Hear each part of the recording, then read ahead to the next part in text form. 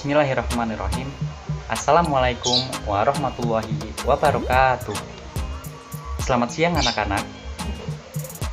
Pada pelajaran pengelolaan bisnis retail kali ini, kita akan melanjutkan pertemuan yang lalu, yaitu bab 3, kesehatan dan keselamatan kerja bisnis retail. Berikut adalah kompetensi dasar dan tujuan pembelajarannya. Untuk kompetensi dasarnya masih di 3.3, menganalisis kesehatan dan keselamatan kerja dalam pengelolaan bisnis retail. Kemudian 4.3 yaitu melaksanakan kesehatan dan keselamatan kerja dalam pengelolaan bisnis retail. Untuk tujuan pembelajarannya yaitu yang pertama, memahami pengertian dan isi kesehatan dan keselamatan kerja bisnis retail. Kemudian yang kedua, memahami bahaya dan kecelakaan kerja dalam bisnis retail, serta menganalisis cara penyelamatan diri dari bahaya kerja retail. Kemudian untuk lebih lengkapnya, kalian bisa baca sendiri ya nak ya. Langsung saja kita mulai pembelajarannya. Masih di bagian pembahasan yang pertama, yaitu tentang konsep kesehatan dan keselamatan kerja bisnis retail. Pada pertemuan kemarin, kita sudah mempelajari poin pertama, yaitu pengertian, kesehatan, dan keselamatan kerja. Sehingga kita mengetahui apa itu keselamatan kerja, dan mengetahui pengertian keselamatan kerja, serta pengertian kesehatan dan keselamatan kerja. Kita juga sudah mempelajari poin kedua, yaitu tujuan dari kesehatan dan keselamatan kerja. Ada dua macam tujuan keselamatan kerja. Yang pertama itu untuk perusahaan. Yang kedua, macam-macam tujuan keselamatan dan kesehatan kerja untuk karyawan.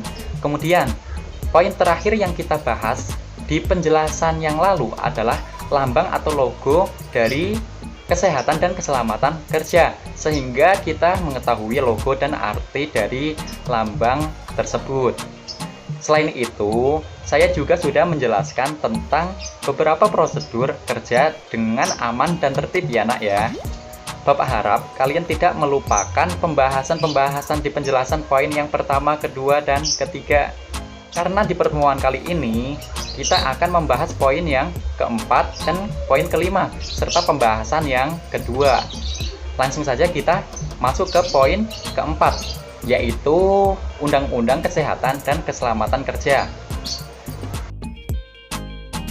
Undang-Undang Keselamatan Kerja yang digunakan untuk mencegah terjadinya kecelakaan kerja, menjamin suatu proses produksi berjalan teratur dan sesuai rencana, mengatur agar proses produksi tidak merugikan semua pihak, baik pihak perusahaan maupun pihak karyawan dan lingkungan sekitar.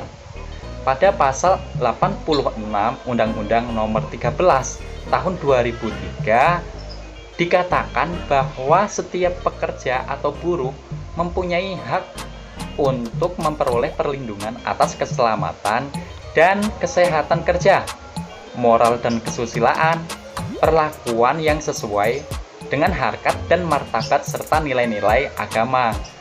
Kemudian, Undang-Undang Keselamatan Kerja yang juga masih berlaku di Indonesia sekarang ini adalah Undang-Undang Keselamatan Kerja Nomor 1 Tahun 1970 tentang keselamatan kerja.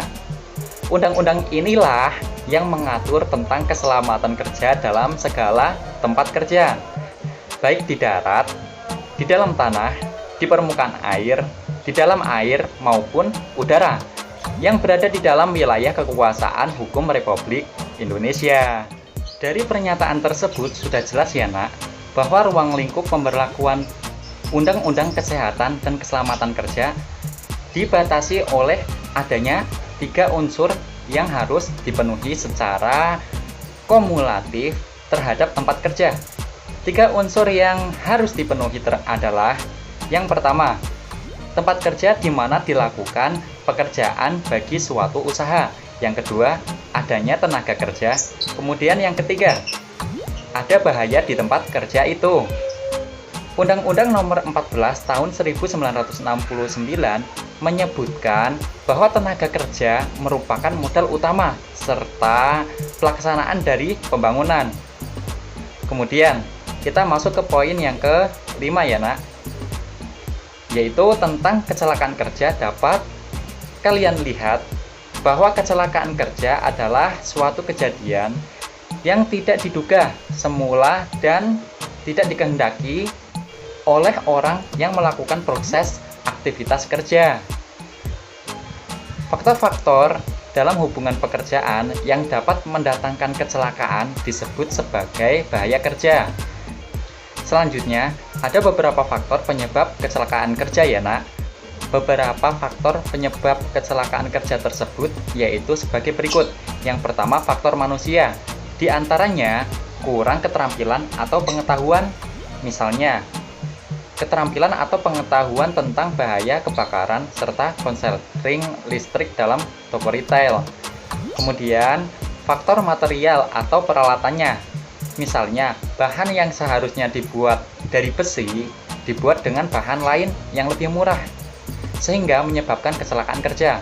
Mungkin tujuannya agar meminimalisir biaya, tapi harus ingat, keselamatan dan kesehatan kerja harus diperhatikan.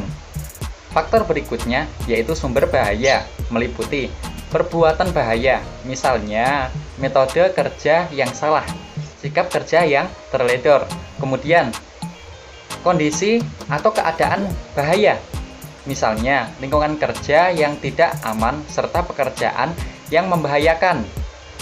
Terakhir, faktor lingkungan yang tidak sehat, misalnya kurangnya penataan kabel listrik yang tidak rapi, kemudian pencahayaan, ventilasi, pergantian udara yang tidak lancar, dan suasana yang sumpek.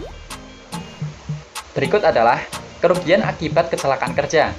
Yang pertama, kerugian langsung, berupa penderitaan pribadi atau rasa kehilangan dari anggota keluarga korban. Ini adalah dari pihak pekerja ya nak ya. Kemudian, sedangkan dari pihak perusahaan, adanya biaya pengobatan dan perawatan serta biaya asuransi. Kemudian yang kedua, kerugian tidak langsung atau tersembunyi ya, meliputi kerusakan mesin dan peralatan, terganggunya produksi, terganggunya waktu kerja karyawan, dan lain-lainnya.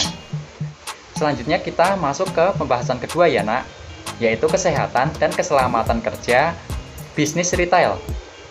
Prosedur yang berkaitan dengan keamanan berupa SOP atau standar operasional prosedur wajib dilakukan. Prosedur itu antara lain adalah penggunaan peralatan keselamatan kerja. Fungsi utama dari peralatan keselamatan kerja adalah melindungi dari bahaya kecelakaan kerja dan mencegah akibat lebih lanjut dari kecelakaan kerja. Pedoman dari ILO atau International Labour Organization menerangkan bahwa kesehatan kerja sangat penting untuk mencegah terjadinya kecelakaan kerja.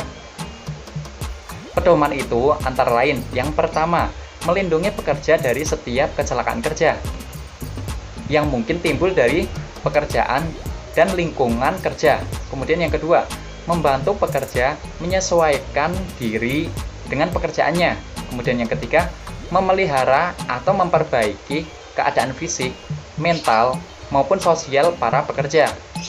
Alat keselamatan kerja yang biasanya dipakai oleh tenaga kerja adalah helm, masker, kacamata, atau alat perlindungan telinga, tergantung pada profesinya ya nak. Itu seperti yang kita sudah bahas di pertemuan yang lalu. Kemudian poin berikutnya yaitu peralatan keamanan dan keselamatan kerja. Berikut ini peralatan yang menunjang keamanan saat bekerja di toko retail. Pertama, alat pemadam api ringan atau APAR atau racun api. Kemudian yang kedua, fire sprinkler. Kemudian yang ketiga, fire alarm. Keempat, CCTV. Kemudian yang kelima, emergency exit atau pintu darurat.